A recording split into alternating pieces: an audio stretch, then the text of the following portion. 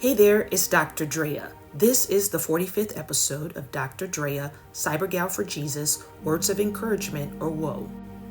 The objective of this 45th video is to continue using the biblical book of Joshua as a means to navigating my present promised land and demonstrating how I am applying biblical scripture to my life's journey. Continuing from WOE episode 44, this WOE focuses on Joshua 11, which recounts the northern conquest of the cities of Canaan, whereas in the previous chapter, Joshua 10 outlines the southern conquest. In particular, this WOE focuses on Joshua 11, verses 12, 15, and 23, which state, Verse 12, Joshua captured all these cities and their kings, putting everyone to death, just as Moses, the Lord's servant, had commanded. Verse 15, the Lord had given his commands to his servant Moses. Moses had given them to Joshua, and Joshua obeyed them. He did everything that the Lord had commanded Moses.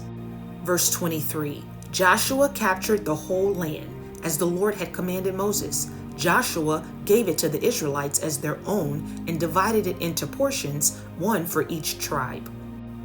Admittedly, the biblical book of Joshua is filled with war, violence, but also military strategies, which is perhaps the reason I, a former Army soldier, am drawn to the many lessons God has me learning via Soldier Saint Joshua.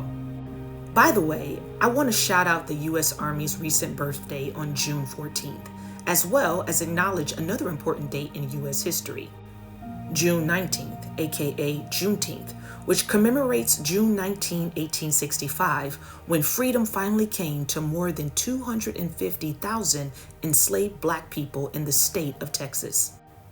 Side note, to learn more, check out this video's description to find links to the National Museum of the United States Army, the Smithsonian Institution's National Museum of African American History and Culture, and Mali Music's Beautiful, which I interpret as an uplifting tribute to the more than outwardly beautiful people. Notwithstanding the multiple references related to the destruction in Joshua 11, it's necessary that we recognize God's intention, which is explained in Deuteronomy chapter 20, verses 16 through 18. Whereby God commanded his people via Moses to destroy any and everything that would cause them to sin against the Lord. So, the key point of this Navigating the Promised Land lesson is that as the kingdom of heaven has suffered violent attacks and violent men try to seize it, see Matthew chapter 11, verse 12, we believers, aka Christ followers, must recognize that we're in a spiritual war. See Ephesians 6, verses 10 through 20, but also Galatians 5, verses 16 through 26. And we must fully carry out God's divine war strategies outlined all throughout Scripture in order to win. Hua. Until next time, it's Dr. Drdreya encouraging us to continue to reflect Jesus, even in these cyber streets.